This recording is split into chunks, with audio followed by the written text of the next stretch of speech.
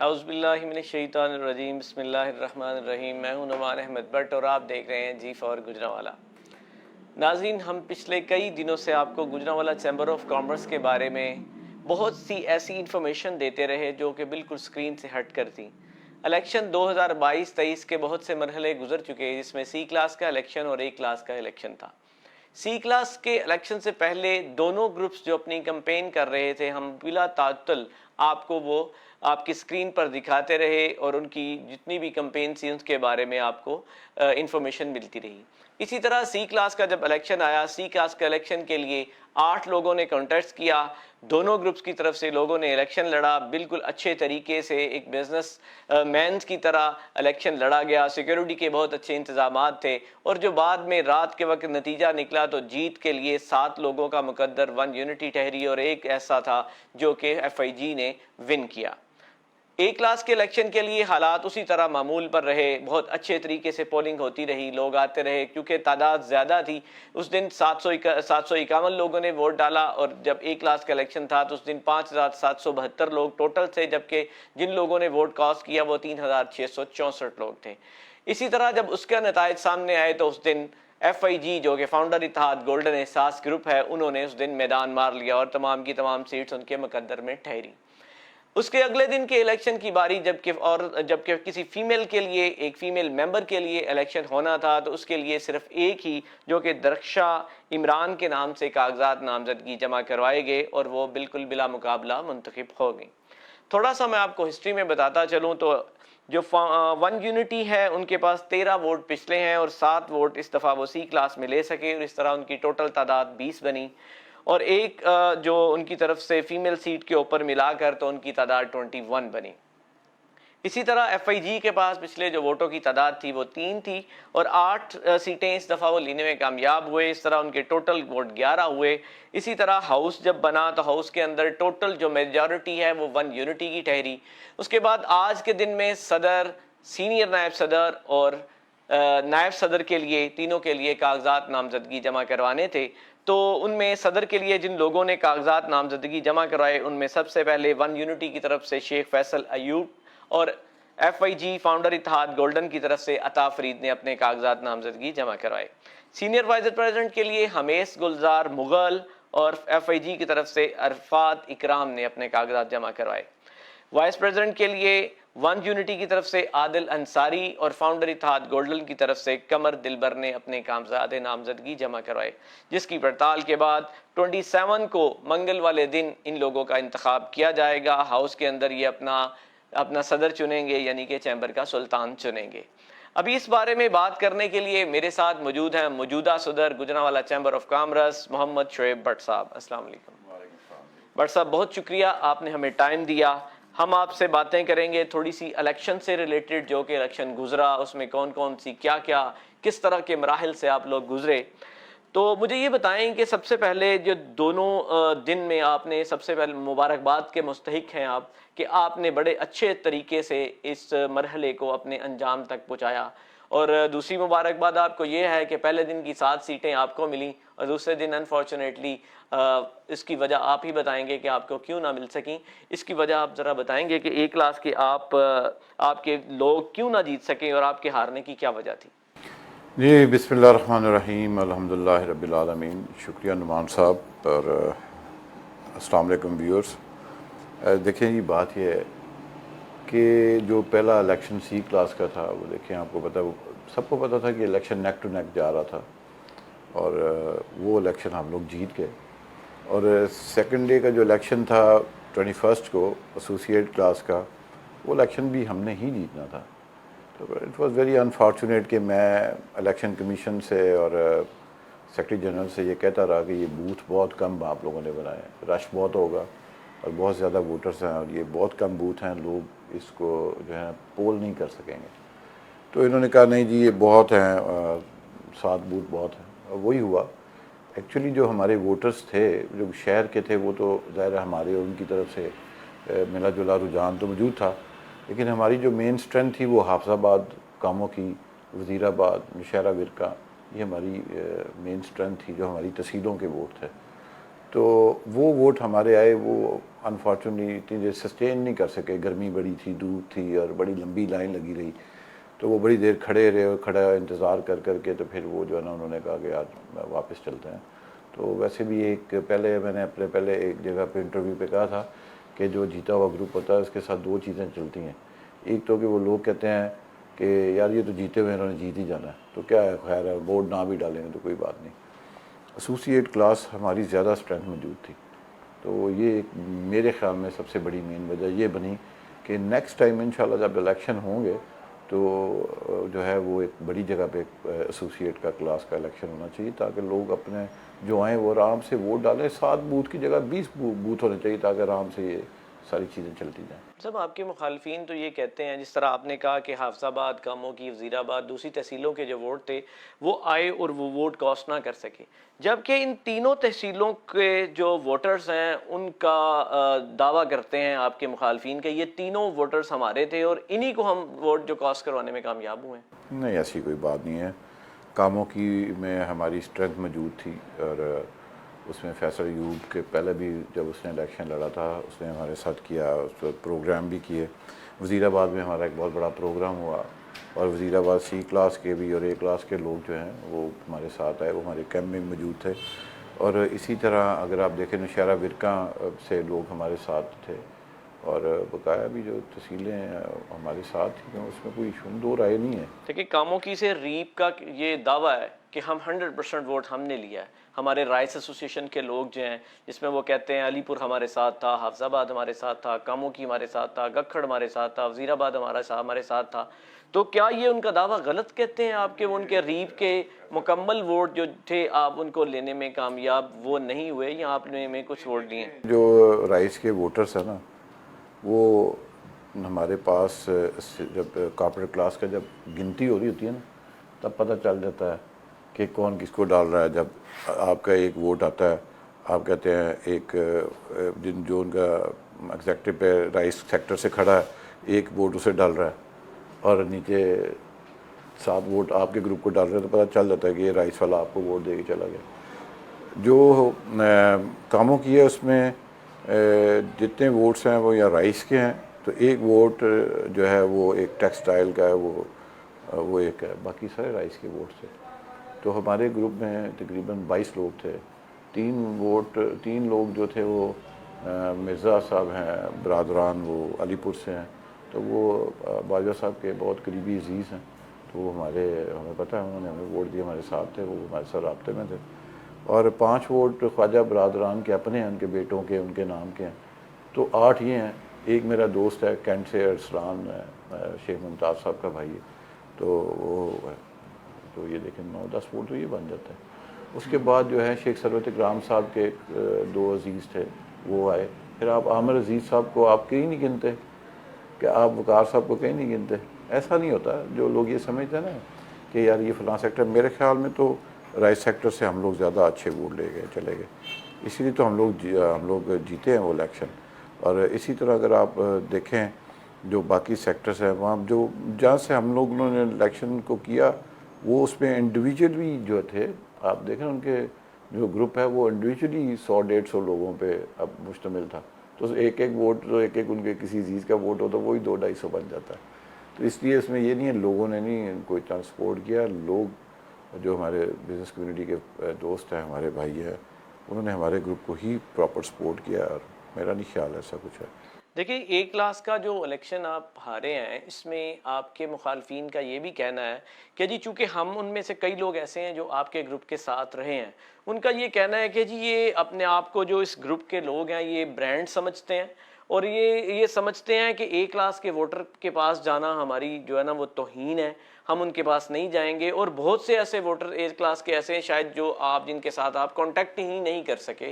देखिए 5772 वोट था, तो आपकी कितनी टीमें थी जो कि A क्लास के लिए काम कर रही थी और कितनी थी जो C क्लास के लिए काम कर रही थी और C आपने विन कर लिया और एक A जो है ना वो आप ना जीत सके?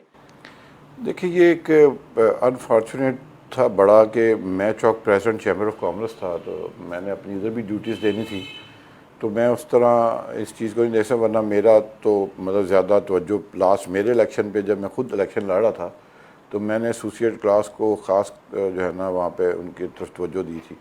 इस दफ़ा यह है, ऐसा नहीं है सराफा बाज़ार ने जो देखें आप, उन्होंने जो सराफा बाज़ार की एसोसिएशन है, जो प्रेसिडेंट है, उन्होंने हमारी हिमायत की थी, खंड बाज़ार ने हमारी हिमायत की थी, और इसी तरह अब वज़ीराबाद वालों ने हमें बुला के ख़ुद फंक्शन किया था। जब कोई बुलाता है और ख़ुद अपनी जेब से आप पे इतना खर्च करता है तो हम ही नहीं करते, आखिर उनके दिल। और सब क्लॉथ मार्केट के 300 प्लस वोट हैं, एम्ब्रॉयडरी सेक्टर के अलहदा वोट हैं, खंड सेक्टर के आप नहीं, आपके जो मैं वोटों की तादाद पूछ रहा हूँ कि क्लॉथ मार्केट आपके साथ है, एम्ब्रॉयडरी आपके साथ है, खंड बाजार आपके साथ है, आप floor association, flour mill association आपके साथ है, राइस से अगर आप वोट ले रहे हैं, हाफजाबाद से वोट आप ले रहे हैं, वजीराबाद से आप वोट ले रहे हैं, अंदर वाली एसोसिएशन में जिस तरह के आपने वो जो ना अंदर आपने जो अपने एग्जेक्टिव खड़े किए थे, उसी सेक्टर में आपने फर्नेस में भी, स्टील में भी, आपके स्टील में आपका शायद कोई बंदा नहीं खड़ा था।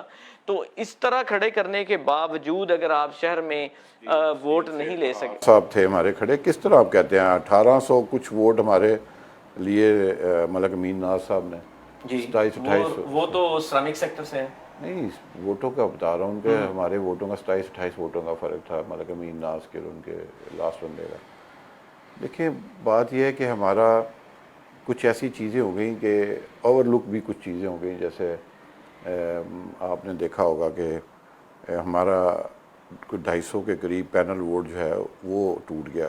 इट्स वेरी रेयर, कैसा होता नहीं है कि एक वोट जो है ना वो किसी उनके ग्रुप से पड़ता रहा और पूरे 550 से ऊपर वोट थे जो 570 के करीब थे जो स्प्लिट कर गए, और उनमें से 250 के करीब वो थे कि 580 वोट थे तकरीबन, वो उसमें से फिर कम होते गए। उनमें से ज़्यादातर वोट जो थे जो हमारे ग्रुप के थे, मतलब 6 हमें और 1 उनको, नाम नहीं मैं लेता किसको, मतलब कि ये चीज़ें कोई बरादरीज़म पे भी कुछ चीज़ें अफेक्ट कर गई, कुछ उन्होंने जो प्लान आउट किया हुआ था उस पर भी आ गई और हमारी तरफ से ओवरलुक हो गई कि हम लोग समझते थे कि दायरा जो ग्रुप को वोट डालना, सब में डालना, वो कई लास्ट मोमेंट पे ऐसी किसी ने कोई चलाई जिसकी वजह से ये मामला हो गया। इंशाल्लाह आइंदा ऐसा नहीं होगा। एक्चुअली आप सी क्लास का इलेक्शन जीतने के बाद बड़े रिलैक्स भी हो गए थे ना कि यार वो नहीं, कोई ऐसी बात नहीं है। नहीं, सैनिटरी में राना शहजाद साहब, मलक साहब ने, भट्ट साहब ने बड़ी मेहनत की, ये उधर गए, हम लोग, मैं, उमर अशरफ और भट्ट साहब, हम लोग वज़ीराबाद गए, और ये 21 का 19 का इलेक्शन जीतने के बाद बड़ी जगह पे ये कि मतलब ऐसी बात नहीं है, कोशिश बहुत की। देखें हो जाता है इलेक्शन, ओवरलुक हो जाती हैं कुछ चीज़ें, और कुछ चीज़ें ऐसी थी उन्होंने सुबह अच्छी तादाद में अपने वोट जो है ना वो कास्ट करवा लिए, और ये वो रिलैक्स टाइम था जब हमारे दोस्तों ने कुछ सुस्ती की और उन्हें चाहिए था वो सुबह सुबह अपने वोट कास्ट करवाते, ताकि आइंदा जो टाइम सारा दिन था उसमें रश में जो लोग रहे वो हम लोग नहीं करवा सके, वो उन्होंने अच्छा मैनेज किया, उन्होंने अपने वोट कास्ट करवा लिए। और सब उसमें एक और चीज़ भी हुई है, जिस तरह के हम दोनों साइड्स पे देख रहे थे कि लाइन क्यों बहुत लंबी लंबी थी। आपकी मतलब वन यूनिटी वाली साइड पे जो लोग खड़े थे, जो बिजनेसमैन आए थे अपना वोट कास्ट करवाने के लिए, उनका बहुत बुरा हाल था। दूसरी साइड पे उन्होंने बड़ा एंटरटेन किया अपने वोटर्स के लिए, उन्होंने पानी का अरेंज किया, उन्होंने आइसक्रीम का अरेंज किया, उन्होंने खाने का अरेंज किया। यहाँ पे लोग बिल बुला रहे थे, इवन के मेरी नज़रों के सामने कुछ चीज़ें ऐसी हुई कि वो दूसरे साइड पर जाके भी वोट कास्ट करवा रहे थे, और यहाँ पर लोग जो है ना वो एक अजीब सी चीज़ों में अपनी बातों में मगन भी थे। एक ये भी चीज़ हो सकती है। दूसरी बात मुझे ये बताएं कि आपके मुखालफिन का ये कहना है कि चूंकि आप बीओडी के चेयरमैन भी हैं गैपको के, तो बाकायदा तौर पर जो आपने अपनी गैपको के जो एक्सीएन और एसडीओ हैं उनको यूटिलाइज किया है, वो आपके वोट मांगते रहे हैं, इस बात में कितनी सदाकत है? पहली बात तो वो जो आप कह रहे हैं ना, मैंने तो पहले कहा कुछ चीज़ें मिस मैनेज हो गई, मैं तो अंदर था, ज़ाहिर है मैं उसमें जब वोट कास्ट हो रहे थे एज आ कोऑर्डिनेटर, मैं रासम अनीस साहब उनकी तरफ से थे, तो मैं तो बाहर नहीं था, मैं बाहर होता तो इन चीज़ों को देखता। तो ज़ाहिर आइसक्रीम वाली दुकान उनकी साइड पे थी, वो किसी का आइडिया उस वक्त किसी ने फ्लोट किया होगा, अच्छा आइडिया था, ज़ाहिर है गर्मी थी, वो किसी ने किया, लेकिन हम लोग आइसक्रीमों पे और पानी की बोतलों पे आप जितना मर्जी इंटरटेन करें, इस पर वोट नहीं देते। जो वोट डालने आया वो ज़ाहिर है ये बिज़नेस कम्युनिटी का इलेक्शन है, ये बिरयानी की प्लेट पे या कीमे वाले नान का वोट नहीं है, ऐसी बात नहीं है। ये वैसे उन्होंने एक आइडिया, ये होता है ना कि जी लोग खड़े हैं तो फिर उनको किसी ने आइडिया फ्लोट किया होगा, चलो उन्होंने खिला दी तो उनकी अच्छी बात है। इस हमारे सामने थाना था, उधर से हम लोग क्या उनको ला के खिला दिया तो वो कोई बात नहीं है।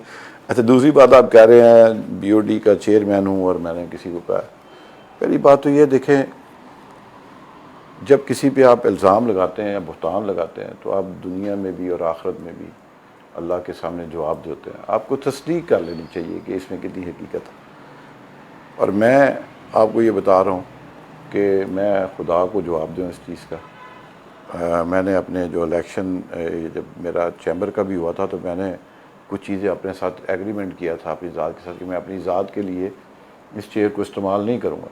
और मैंने पूरा साल अपने किसी काम के लिए किसी ऑफिस फ़ोन नहीं किया कि ये मेरे फैक्ट्री का काम है, किसी टैक्स के मामलात के लिए, या किसी पुलिस को, या कहीं और जगह डीसी साहब को, या किसी को भी नहीं किया।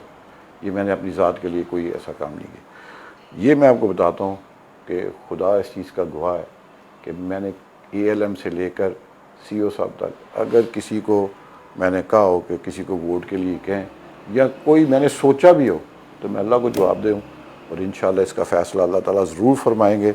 जो लोग झूठ बोल रहे हैं और बुहतान लगा रहे हैं उनको अल्लाह ताला पूछ लेंगे। इसके अलावा ये भी चीज़ है कि आप कह रहे हैं कि गैपको को आपने यूटिलाइज नहीं किया। आपके मुखालफिन ये भी कह रहे हैं कि चूंकि आपका ताल्लुक मुस्लिम लीग नून से था और आप गुजरावाला में जितने भी होते MPA MNA नून लीग के हैं वो भी आपके लिए वोट मांगते रहे। यहाँ के खुरम दस्तगीर खान साहब भी आपके लिए वोट मांगते रहे चैम्बर के लिए। ये बात दुरुस्त है? देखें, बात यह है कि किसी एक MP MNA के साथ हमारा, आप ऐसे करें, एक महीने का डाटा निकलवा लें, किसी एक के साथ एक टेलीफोन कॉल निकलेगी तो मैं ज़िम्मेदार हूँ। मुदस्सिर क्यूम नारा साहब हैं, उनका अजवा सिटी का वोट था, उनकी तरफ मेरा ख्याल है राना साहब और कुछ लोग गए थे, मैं उधर नहीं गया। वोट जिनका है उनसे मांगना हक नहीं है। मतलब अगर इनके साथ वो खड़े हों तो वो ठीक हैं, अगर MNA MPA को हमारे साथ खड़ा तो गलत है। लेकिन मेरी ज़ात तक मेरे साथ किसी MNA MPA का रब्ता थी ना किसी ने मांगा है। मैं जिन एक MP साहब का, हमारे भाइयों का वोट था, तो वो तो इधर नहीं थे, वो तो मुल्क से बाहर थे। मेरा नहीं ख्याल कि किसी MP MNA से कोई बात भी हो। ये भी बात सच है। रही बात खुरम साहब की, देखिए खुरम साहब जितने बिज़ी हैं, आप सोच सकते हैं, या जिस तरह उनका स्टाइल है कि वो किसी को फ़ोन करके कहेंगे कि जी इनको वोट डाल दें। आप क्या ये इस बात को देखें, सब जानते हैं क्या उनका ये स्टाइल है कि वो टेलीफोन मिला लोगों को कहते फिर जी इनको वोट डालें। ये कभी उन्होंने नहीं किया, ना वो ऐसा करते हैं। वो चैम्बर की सियासत से बिल्कुल अलग थलग रहते हैं। नहीं, दस्तगीर काफ़ी बिजी हैं। मेरी बात सुना, मैं आपको सच्ची बात है, अब तो इलेक्शन गुजर गए। दस्तगीर खान साहब जो है वो हमारे बुज़ुर्ग हैं, वो हमारे बुज़ुर्ग हैं। हम उनसे गाए बगाए, उनसे जाके इंस्ट्रक्शंस, जो लोग ये कहते हैं जिसको नाम रखा हुआ है उन्होंने, हम उनके पास जाते हैं, उनसे दुआ के लिए जाते हैं, उन्हें बताते हैं जी इस तरह। वो अपने कंसर्न भी शो करते हैं। उसकी एक वजह है, वो पॉइनियर हैं इस चैम्बर के, उनका नाम लिखा हुआ अगर आप निकालें तो उनके पहले लोगों में से उनका नाम है जिन्होंने बुनियाद रखी थी। तो उनको इंटरेस्ट है कि यार ये चैम्बर में क्या हो रहा है। लेकिन वो भी कुछ इतना ख़ास नहीं होता कि वो करें, वो किसी एक दो बंदे का किसी उनको कोई रिक्वेस्ट करें तो वो अपना करते हैं। तो क्या वो बुरी बात है? क्या वो बिजनेसमैन नहीं है? उनके बेटे, उनके भतीजे बिजनेस करते हैं। तो लोग जो MNA MPS होते हैं तो उन्होंने अपना वोट नहीं कास्ट करना होता। कल को आप कहेंगे कि जो एक इधर शुएब भट्ट सदर चैम्बर है तो वो आम इंतखाबात में वोट नहीं डाल सकता।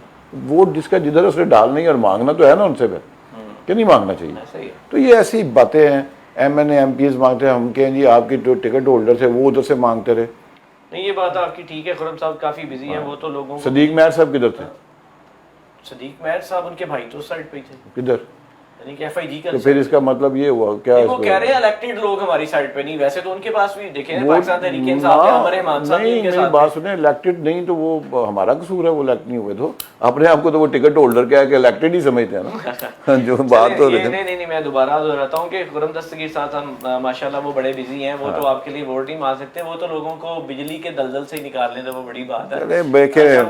नहीं, आप सवाल करते हैं तो बात भी सुनिए करें। बिजली की जो मामला ना, देखें आप इंपोर्टेड फ्यूल ये एक लंबी डिस्कशन है। नहीं, आप फिर आपने बात नहीं थी करनी, ये नहीं हो सकता। नहीं, आपके पास टाइम शॉर्ट है। नहीं, मैं कोई बात नहीं, मैं POD चेयरमैन हम आपके साथ जब आपने बात की है ना, ये दलदल में जिन लोगों ने फंसाया है तो उस दलदल में से निकालेंगे इंशाल्लाह ज़रूर। ये याद रखें, आप जब तक वन नेशन नहीं बनते, जब तक आप डैम्स नहीं बनाते और जब तक आप डैमों पे वन नेशन बन के उस पर फैसला नहीं करते, तो ये आप लोगों को डूबने से कोई नहीं बचा सकता। ये वो दलदल है जिसमें आप अपनी मर्जी से जा रहे हैं। जब कौमियत पे आप लोग बातें करेंगे तो उसमें एक सियासतदान, एक पॉलिटिशियन, एक वज़ीर, एक प्राइम मिनिस्टर क्या कर सकता है? जब आप इम्पोर्टेड फ्यूल के साथ बिजली बढ़ाएंगे सब्सिडाइज कर करके आप लोगों ने आज 1 खरब डॉलर के ऊपर पहुंच गए कर्जे, तो ये सारी चीज़ें सब्सिडाइज कर करके हुई हैं। आज बिजली का आपको 70 रुपये यूनिट पड़ रहा है, 40-50 रुपये हमें आपको मिल रहा है, तो 20 रुपये यूनिट के हिसाब से करोड़ों अरबों यूनिट का खसारा निकाल के देखें। पर सर टाइम शॉर्ट है, अगर मैं यही आपकी बात दोहराता हूँ, अगर टाइम बने होते तो डबल यूनिट चार्ज ना किए जाते। मुझे ये बताएं कि 27 फिर आप जो ऐसी बात कर देते हैं डबल यूनिट ना चार्ज कर लिए, ये एक लंबी डिबेट है। फिर आप ना सवाल क्या करें, डबल यूनिट जो चार्ज करते हैं वो बातें हैं नेग्लिजेंसी है उन लोगों की जिनके इंडस्ट्री के मीटर लगे होते हैं। वो घरों में तो बैठते हैं, अपनी सारी चीज़ें करते हैं, तो वो देखें जब एक चीज़ें तयशुदा हैं कि जब मीटर रीडर उसका रीडिंग लेने आता है तो एक कार्ड होता है, वो उस पर इंसिस्ट करें कि जब ये कार्ड आएगा हमारे सामने वो रीडिंग लेगा। आप लोग देखें ना, मेरी फैक्ट्री के भी इसी तरह होते हैं। मैं अपनी पर सब वो तो इंडस्ट्री है, इंडस्ट्री की है, लेकिन डोमेस्टिक लोगों नहीं डोमेस्टिक क्या नहीं वो बिजली महंगी बहुत है, लोगों की कैपेसिटी नहीं है। वो 15,000 रुपए मतलब महीने का 20,000 कमाने वाला है, उसका 26,000 बिल आ गया। वो ठीक बात है, इसमें कोई जस्टिफिकेशन मैं नहीं आपको दे रहा। मैं तो कह रहा हूँ महंगे तेल से बिजली बनी है तो कौन देगा? अगर हम लोग नहीं देंगे तो कौन देगा? आप तो एक कंपनी है और प्राइवेट कंपनी है कैपको, आप तो अर्निंग कर रहे हैं। मेरा ख्याल है पाकिस्तान में एक वाहिद कैपको ही है जो अर्न कर रहा है, लेकिन अप्रिशिएट आपको कि आप तो उसमें से कोई मतलब अपनी जो मराहत और चीजें वो भी नहीं ले रहे हैं। आपने कह दिया था मैं तो एक पैसा नहीं ले रहा मुझे बताना हमें क्या चैम्बर की तरफ मुझे बताइएगा कि आपके जो मुखालिफिन है आपका उनका ये कहना है कि 27 वोट जो डाले गए हम उनको निकलवाएंगे और रीपोल होगा C क्लास का इलेक्शन। बचगाना बात है। देखें, सबसे पहले तो ये है कि आप इनसे ये पूछें क्या वो वोट जाली हैं, क्या वो वोट ठीक नहीं है? ये कैसी अहमकाना बात है कि प्रोविजनल लिस्ट में वो वोट शामिल थे और इन्होंने उस पर इतराज़ किया, ये जाके वहाँ से उन वोटों को हेल्ड करवाए कि जी ये वोट ना डाले जाएं। DGTO साहब ने इसको हमें हुक्म दिया कि ये वोट फाइनल वोटर लिस्ट में आपने नहीं डालने जब तक ये इनका पता ना चल दे। फिर उन्होंने एक हमें और आर्डर दिया कि जी ये आपने एग्जेक्टिव कमेटी में रख के तो इनका फ़ैसला करें कि वोट कौन से ठीक हैं। हमने देखा ये 27 वोट बिल्कुल ठीक हैं, साइन स्टैम्प करवा लिया है और करवाने के बाद हमने उसका 2 दिन इंतज़ार किया। उसके बाद सैटरडे को हमने एक इजलास करके 11 बजे उसको हमने ऐड करवा दिया, उसको वेब पे डलवा दिया, हाउस ने पास किया और 28 एग्जेक्टिव मेंबर, तारीख में इतने मेंबर नहीं बैठे, उसमें ये भी 6 लोग बैठे थे, हम लोग भी बैठे थे। वहाँ 28 वोट से एक पे वकास ने इतराज़ किया, वो भी निकलवा दिया। मुझे एक बात बताएं, इनमें से किसी ने वेट किया था उस लिस्ट को? 27 सिर्फ 2 बंदों ने, एक वकास ने और एक शायद अफाक ने या किसी और ने किया। अफाक साहब ने साइन किए थे उसमें, मैंने सुना। क्या जो वो लिस्ट थी जो एक जिसमें 27 वोट शामिल किए गए? मुझे नहीं पता, इतनी मुझे बरीकी से नहीं कि वेट किया या नहीं किया, लेकिन मैं ये जानता हूँ कि वो वोट दुरुस्त हैं। हाँ, अगर वो वोट दुरुस्त हैं, मुझे ये बताएं, अगर वो वोट दुरुस्त हैं और इन्होंने, आप अपनी बात बताएं मुझे, आपका वोट दुरुस्त हो और मैं आपके ख़िलाफ़ एक जगह दरख्वास्त दे दूँ वहाँ पे अप्रोच करके जी इनका वोट कैंसिल कर दें, जी ये मुझे शक है, और वोट आपका ठीक हो, कल को इलेक्शन हो जाता है, ये 27 लोग कोर्ट में चले जाते हैं, जी ये हमारे वोट थे, हमें हक़ रायदही इस्तेमाल नहीं करने दिया, तो क्या वो इलेक्शन रह सकता? नहीं रह सकता। तो ये अगर वोट जाली होंगे तो मैं इसकी ऑन करूँगा। ये हमारे एग्जेक्टिव ने इसको देख चाक के अच्छी तरह चेक करके तो उसको ऐड किया है, तो क्या जिन लोगों के वोट ठीक है उनको ऐड करना को गलत? 500 लोग जो आप लोग कहते हैं कि जी कि हम लोग इज्जत देंगे बिजनेसमैनों को, ये आप इज्जत दे रहे हैं कि जिनके वोट ठीक हैं।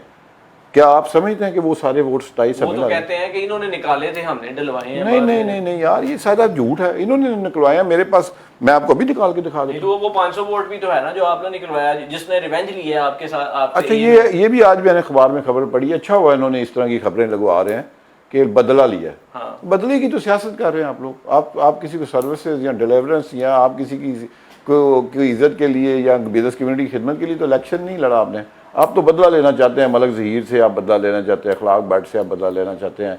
आपको बुरा जो लगता है, आपको किसी को कोई बुरा लग रहा है, ज़ियाउल रफ़ानी को भट्ट साहब नहीं अच्छे लगते, नीचे आसम अनीस साहब हैं और उमर सलीम साहब को मलक ज़हीर नहीं अच्छा लगता है, और इसी तरह इस बदले की आग में रवैयों की जंग कह रहे हैं यार। रवैये इनके बहुत अच्छे हैं, वो कह रहे कभी हैं आपने गिरेबान में देखा है? रवैयों की जंग में जब वो बात करते हैं, जब उनसे क्वेश्चन किया जाए तो उसमें वो वो रवैये की बात करते हैं। वो सर जनाब उन्हीं जिसका नाम आता है जिनका ओ आपने नहीं नाम सर, लिया। ऐसी बात नहीं है। वो डाउन टू अर्थ आदमी है। जब आप किसी को बार बार करेंगे तो किसी के को तंग करेंगे तो वो आपको रिस्पॉन्स नहीं करेगा। आप किसी को एक दफ़ा अब्यूज़ करें, 2 दफ़ा करें तो आपको जवाब ना दे, वो ये तो कहते हैं मुमकिन नहीं सी है। क्लास की डेफिनेशन ये है कि इंडस्ट्रियलिस्ट होना चाहिए, अगर ट्रेडर है प्राइवेट लिमिटेड होना चाहिए, अगर वो ट्रेडर है तो वो 50 मिलियन से ऊपर होना चाहिए। ये देन आगे ब्रैकेट में है कि 50 मिलियन से ज्यादा ट्रेडर होना चाहिए, दूसरे नहीं होने चाहिए। दूसरा, अगर वो इंडस्ट्रियलिस्ट है, मैन्युफैक्चरर है और प्राइवेट लिमिटेड है तो वो सी में आना चाहिए। आप लोगों ने जब सी में से वो 500 प्लस वोट निकाल के ए में लेके चलिए आप बताएं, वो इंडस्ट्रियलिस्ट ने रिवेंज लिया। वो बताएं मेरे पास कौन लेके आया था?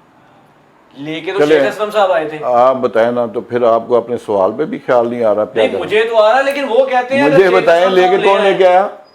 क्या चीज? कौन लेके आया मेरे पास? ये इन्हीं के कायद है शेख असलम साहब, वो अच्छा। लेके आए। लेकिन वो कह रहे हैं, और वो किधर कि अगर बैठे हैं? अगर वो कहते हैं कि अगर नहीं यार, अगर एक वो बात कहते कर हैं, लेना। वो बैठे इनके नहीं साथ नहीं, हैं। किन के साथ बैठे हैं? इन्हीं के साथ बैठे हैं। तो फैजी के शर्म साथ। नहीं आती इनको वो कहते हैं कि अगर वो आके कहेंगे कि अगर शुएब भट्ट साहब ये काम गलत है और चैम्बर उल्टा कर दें, तो आज शुएब भट्ट साहब चैम्बर उल्टा कर देंगे। तो मैं इनकी तरह बेवकूफ़ थोड़ी हूँ कि ठीक काम को उल्टा कर दूंगा। वो जो गलत था उन्होंने मुझे कहा कि ये गलत है, उसके बाद डीजीटीओ के पास जाके यही आप हेल्ड करवाए।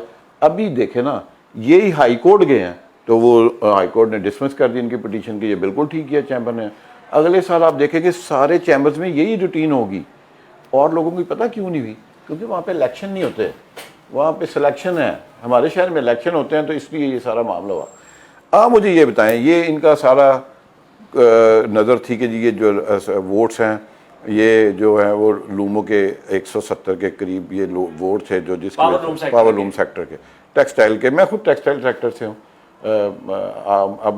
अब जो सदर साहब आ रहे हैं वो भी एम्ब्रॉयडरी के सब प्रेसिडेंट हैं, वो भी इसी ट्रेड से रिलेटेड हैं। अब मुझे बताएं, 170 वोट्स इनके थे, टोटल वोट 500 प्लस जो हैं वो इसमें से निकले। मुझे बताएं, इसमें बाकी लोगों के वोट नहीं थे? सिर्फ 170 लोगों ने रिवेंज नहीं ना लिया। नहीं पावर लूम्स के। देखिए, यही तो इन्होंने पॉलिटिक्स की ना। इन्होंने करवाया खुद और लोगों को जा जाके कहते रहे जी इन्होंने सी से ए भेज दिया। सी से ए में भेजना, मुझे बताएं, कानून के मुताबिक कोई काम करना वो क्या गलती है?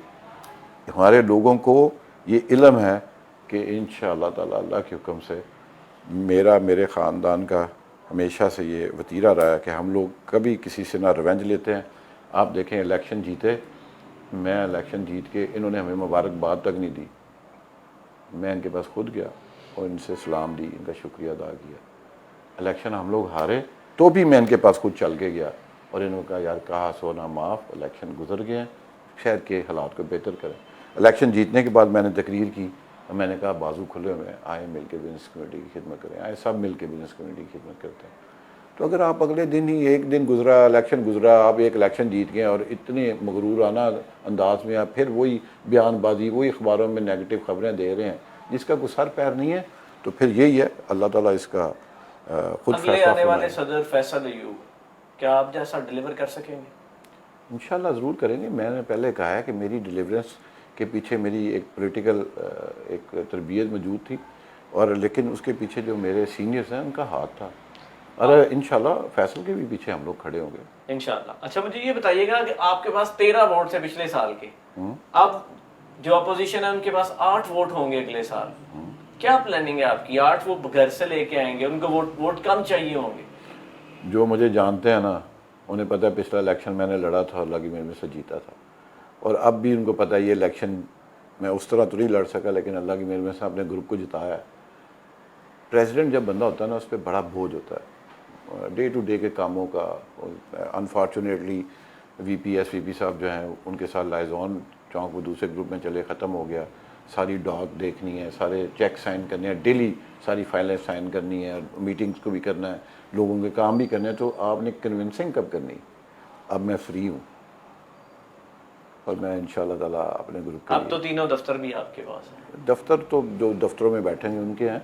इंशाल्लाह मैं दोस्तों के पास जाऊँगा और उनसे बात करेंगे, उनसे रिक्वेस्ट करेंगे कि अपने ग्रुप को, वन यूनिटी को सपोर्ट करें, और जो जो रवैयों की या किसी जगह पे कमी होगी तो उसको भी दूर कराएंगे। मलक साहब हमारी बात को कभी इनकार नहीं करते, उनसे प्यार से उनको समझाएंगे। अगर कहीं कमी होगी, अखलाक भट्ट साहब से कोई कमी हो तो उनको भी समझाते हैं हम लोग, वो हमारी बात सुनते हैं। मैं भट्ट साहब को पब्लिकली बैठ के भी कोई बात गलत हो तो उनको कहूँ तो वो ऑन करते, कहते हैं यार अच्छा किया तुमने मुझे कहा अगर मैं गलत कोई बात करता। एक क्लास में दोबारा कितनी ज़्यादा मेहनत करेंगे या उसी? नहीं, एसोसिएट क्लास में आपको सच कह रहा हूँ कि अगर बूथ ज़्यादा लगे होते तो हमने 200-250 वोटों से जीत जाना था। बूथ नहीं लगे, ये मेरी नेग्लिजेंसी समझ लें कि मैंने इंसिस्ट नहीं किया, तब मैं इनकी बातों में आके मैंने कहा अच्छा चलें कोई बात नहीं, जैसे आप कह रहे हैं ठीक है 7 बूथ काफ़ी होंगे। 7 बूथ नहीं, 6000 वोटों को कम से कम कोई 15 से 20 बूथ चाहिए था। अगले साल इलेक्शन कमीशन के लिए एक नुमाइंदा उनका होगा और 2 बरसरे इक़्तिदार ग्रुप के होंगे। It all depends on the executive committee जो हाउस क्या ये डिसाइड। हाउस ने फैसला नहीं किया हुआ? मैं ये कह रहा हूँ मैंने करवा दिया है। अब ये एग्जीक्यूटिव कमेटी है, अब 11 उनके बंदे हैं, 21 इनके हैं। अभी भी तो आप हाउस में हैं। तो भाई मेरे ये it all depends on executive committee. House fully authorise है, वो जो भी करे मेरे ख्याल में तो ऐसे ही होना चाहिए। आपके जो आपने जो फैसला किया है उसी को आगे मेरे ख्याल में ऐसे ही होना चाहिए ताकि कल को किसी को इतराज़ ना हो। ठीक है यार, आ जाएँ, बैठे हैं, फेयर एंड फ्री इलेक्शन करवाते हैं। ये जो बातें करते हैं मैंने तो करवा दिया ना, ये बातें ये करते थे मैंने करवाया। पिछले निकाले हाँ इतने 20, 25, 30 सालों में कभी किसी ने कराए ऐसे फैसले? मैंने तो करवा दिए ना। जो कमी हुई, गलतियाँ कुताहियाँ हुई, मैंने फ़ौरन उसी टाइम पे ठीक करवाई कि हाँ ये है, इसको काउंटर करना चाहिए। अगर उनका एक बंदा बैठा होता तो ऐसे ना होता, वो भी देख लेते। आज वो ये ना कहते कि ये गलत है ये ठीक है, उनके भी साइन मौजूद होते। तो जब कराना ही इलेक्शन फेयर एंड फ्री है, मतलब जब इलेक्शन हुआ तो जो इलेक्शन कमीशन है उसको देख रहे होते हैं DGTO साहब। तो किसी ने कहा जी, मुझे एक इलेक्शन साहब कमिश्नर, एक इलेक्शन ने कहा मेंबर ने कि जी ये सूबाई किस तरह फेडरल पे अपना बंदा भेज सकता है? उन्होंने कहा जी पुलिस देखेगी। मैंने कहा आपने कोई बेईमानी करनी है? उन्होंने कहा नहीं। तो मैं कहा बैठने दें, इसमें क्या इशू है? जब आपके ज़हन में ऐसा कोई चीज़ नहीं और ऐसा टूल कोई नहीं है कि आप चैम्बर के इलेक्शन में कोई खुदा ना खासा लीकिंग कर सके, ऐसा कोई टूल वजूद नहीं। अच्छा, 27 वोटों के ऊपर उन्होंने DGTO को और इलेक्शन कमीशन को एप्लीकेशन दे दी है, इसका क्या डिसाइड होगा और कब डेट डिसाइड होगा? नहीं, मुझे पता ही नहीं उन्होंने कोई एप्लीकेशन दी। अगर उन्होंने दी है कहना है कि हमने एप्लीकेशन तो वो बिल्कुल उन्होंने गलत एप्लीकेशन दे दी है। वो जितना इसको करेंगे उतनी उनको शर्मिंदगी का सामना करना पड़ेगा। वो कहते हैं हम सुप्रीम कोर्ट तक जाएंगे। वो बेशक जिधर मर्जी चले जाएं, सुप्रीम कोर्ट से ऊपर अल्लाह की अदालत मौजूद है। वो अल्लाह की अदालत के पास भी इसमें गलत है, क्योंकि वो वोटर को इन्होंने मतलब गलत निकलवाया था, वहाँ से गलत रुकवाया था। ये उस वक़्त से डरे जब वो लोग जो हैं वो लिस्ट सामने आए और लोगों को पता चले और वो लोग इनके मतलब कितनी नफरत उनके दिलों में पैदा हो जाए कि मतलब कितनी ह्यूमिलेशन है। कि एक आप मुझे बताएं ना कि आपने अगर एक कोई चीज़ है, आपने एक मकान ठीक रखा हो, इसकी रजिस्ट्री भी, आपने पैसे भी दिए हुए हैं, आपने ठीक कीमत पर ख़रीदा है, और आपको हर वक्त ये कहते रहें कि ये मकान तो आपने जालसाजी की रजिस्ट्री से रख लिया है, या आपको ये हर वक्त कहते रहें कि आपने तो धोखे से इस पर कब्जा कर लिया, तो आपकी क्या पोजीशन होगी? ये सेम पोजीशन है। ये 100% दुरुस्त वोट है। या तो एक दफ़ा किसी ने कहा कि ये वोट नहीं थी, इन्होंने चालाकी के साथ उनको उधर रुकवा दिया और फिर कहा जी। अब ये भी है कि इनमें से ज़्यादातर वोट हो सकता है हमें पढ़े हों, हो सकता है उन्हें पढ़े हों, हो सकता है वो पढ़े ही ना हो। ये तो किसी के पास चीज़ ही नहीं है। तो इलेक्शन कैसे इलेक्शन हो गया? इसको एज एक इलेक्शन स्टंट के तौर पर यूज़ किया गया। यार ये बात है कि ये वोट दुरुस्त हैं कि नहीं, ये पहले फैसला कर लेना। जिसने बैठना है, वकास ने, आफाक ने, आमिर साहब ने, आसिम अनीस साहब ने, उमर सलीम साहब ने, जिसने भी बैठना है, इस चीज़ को छोड़े। वोट का बैड हुए, क्यों निकले, कैसे निकले और फिर ऐड क्यों हुए, वो बाद में बात करें। पहले आके ये बताएं। मैं अगली दफ़ा आप बुलाएंगे, मैं आ जाऊँगा वो लिस्ट लेके, पहले फिर उन लोगों का नाम पढ़ लेंगे। उनकी आप चैम्बर में आ जाइएगा, वहाँ पे बैठ के प्रोग्राम कर लें, वहाँ पे सारी 27 फाइलें मंगवा लेंगे और इन्हें बताएं। ये नाम लेता जाऊँगा इनके सामने, बताएं आपने ये एक सुपर सिरेमिक्स है, इस पर आपने एतराज़ उठा के वोट रखवाया था, ये जाली है कि ये सही है। फिर ये कहें हाँ कैमरे पे ऑन एयर कि ये नहीं ठीक। अच्छा भट्ट साहब, आपने 1 साल का एक अरसा गुजारा, मुझे ये बताएं कि करोड़ों रुपए की इन्वेस्टमेंट की जाती है, एडवर्टीजमेंट की जाती है, खाने खिलाए जाते हैं, आप एक मार्किंग दोनों साइडों पे बुक की जाती हैं, बड़े बड़े प्रोग्राम किए जाते हैं, इलेक्शन डे के ऊपर इतना ज़्यादा एक्सपेंस आते हैं, दोनों साइडों के अगर मिलकर देखा जाए तो तकरीबन 5 करोड़ रुपए से ज़्यादा के ये एक्सपेंस हैं। सदर बनने के बाद सुना ये है कि कुछ ना कुछ कहीं ना कहीं से कुछ ऐसा सुराख मौजूद है जहाँ से आमदन जो है बढ़ जाती है। आपने 1 साल में कहाँ से और कितने पैसे कमाए हैं, कितने लगाए थे और कितने कमाए हैं? आप तो आते ही रहे हैं चैम्बर में, आपको बहुत अच्छी तरह इल्म है उधर से क्या मिलता है। कारोबार का शदीद नुकसान होता है। 1 साल पूरी मेरी फैक्ट्री बंद रही है, अब दोबारा जाके इसको चलाऊँगा।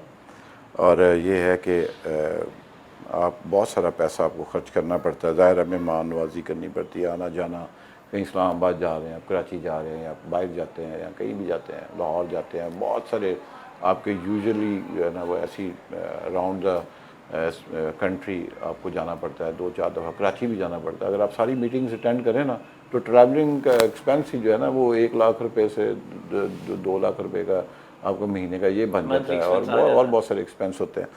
तो इसमें कोई बजट तो मौजूद नहीं है। जब मैं आया था तो ये -3 मिलियन पे था, तो क्या किसी ने निकालना मुझे बताएं?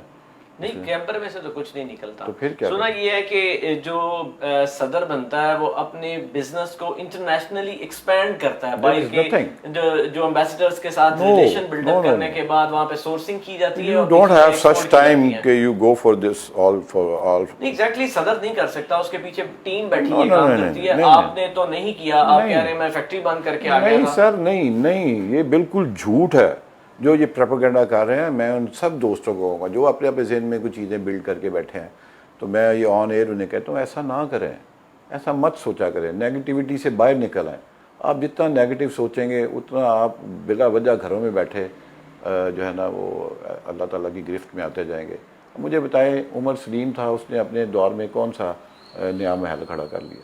आसम अनीस ने कौन सा ऐसा महल खड़ा कर लिया? लोग तो बहुत से ऐसे हैं जिन्होंने एम्पायर खड़ी की हैं। क्या एम्पायर खड़ी की हैं लोगों ने ऐसे इससे चैम्बर की रिलेशन को नहीं, कोई ऐसा कुछ भी नहीं है। सब जो बहुत फायदे लिए गए हैं, कोई ऐसा मैं देखे जी, मैं तो ये कहूँगा कि बेशक वो मुझसे पहले और मुझ समेत कोई ऐसा बंदा नहीं है। चैम्बर से कोई बंदा दे के जाएगा, वहाँ से ले के आने का रास्ता कोई नहीं है, वहाँ पे है ही कुछ नहीं। मतलब बहुत से ऐसे लोग हैं जो चैम्बर के सदर को यूज आप मुझे बताएं, आप मीडिया पर्सन हैं, आप एंकर हैं, आप बड़े शौक से ये अपना हाउस चला रहे हैं, आप इधर से कितने पैसे कमाते हैं? अपने मीडिया से? हाँ, मैं तो शौक से कर रहा हूँ। तो फिर वो भी शौक से लोग करते हैं, पैसा कमाने के लिए नहीं करते। वो पैशन है, जब जैसे आपका ये पैशन है। नहीं देखिए, मैंने आपको जवाब दे दिया। डिबेट में जाएंगे तो आप घंटा मेरे से डिबेट करते रहेंगे। पॉलिटिक्स एक पैशन है, जैसे ये आपका पैशन है। अगर तो आप यहाँ से पैसे कमाते हैं, फिर चैम्बर से भी लोग कमाते होंगे। नहीं कमा सकते आप। आपके पास भी टूल मौजूद है कि आप लोगों को ब्लैकमेल कर सकते हैं, आप लोगों को और बातें करते हैं, नहीं ना कमाते। तो फिर आप हम पे भी यकीन रखें कि चैम्बर के कोई सदूर ऐसे नहीं है कि खुदा न खास्ता, ना ही अल्लाह माफ़ करे कि इतने गिरे हुए हैं कि आके इधर से आके कोई पैसा कमाना या इसको इस्तेमाल करके कमाना, ऐसा कुछ नहीं है। मैं आपको ऑन ऑथ ये कह रहा हूँ, ये ऐसा कुछ भी नहीं है। इधर फैसल आता या अता आ जाता तो उन्होंने भी एंड में मेरी जैसी ही बातें करनी थी कि यार इसमें कुछ नहीं है। बड़ा शौक़ है ना सबको, मुझे भी था। ये बड़ी ज़िम्मेदारी का काम है। अगर आप ऑनेस्टली से करें तो ये बड़ी ज़िम्मेदारी का काम है। ये एक अमानत है जो जिसके ऊपर आपको पूरा उतरना पड़ता है। पूरा तो ज़ाहिर कोई नहीं उतर सकता। तो जिस हद तक आप कोशिश करते हैं तो आप वाला काम हो जाता है। घर भी आपका डिस्टर्ब हो जाता है, और फैमिली लाइफ, दोस्त, और बहुत सारे। अब मेरे इतने करीबी अजीज़दारियों में फौतगियाँ और इस तरह की चीज़ें मैं नहीं अटेंड कर सका, तो ये बड़ा अनफॉर्चुनेट है। ऐसा नहीं है जैसा आप सोचते हैं। बहुत शुक्रिया भट्ट साहब, हमारे साथ मौजूद थे जी president Gujranwala chamber of commerce Mohammad Shoaib Bhatt साहब। बातें बहुत सी कड़वी भी उनके साथ हुई, लेकिन कई बातें ऐसी हैं जो बाद में होंगी और लंबी होंगी। प्रॉपर्ली इसके ऊपर एक पूरा प्रोग्राम हम रखेंगे। लेकिन जो बातें थी, जिन जो क्वेश्चन मार्क थे, जो आप अखबारात की जीनत बने हुए हैं और सोशल मीडिया पर आपको देखने को मिल रहे हैं, मैंने आपको बता दिया कि जो आज के सदूर से डॉक्यूमेंट्स जमा कराए, SVP ने कराए और VP ने कराए। भट्ट साहब से हमने वो वाले क्वेश्चन किए जो उनके मुखालफीन कर रहे हैं और उसके जवाब उनसे लिए। हमारे साथ जुड़िए।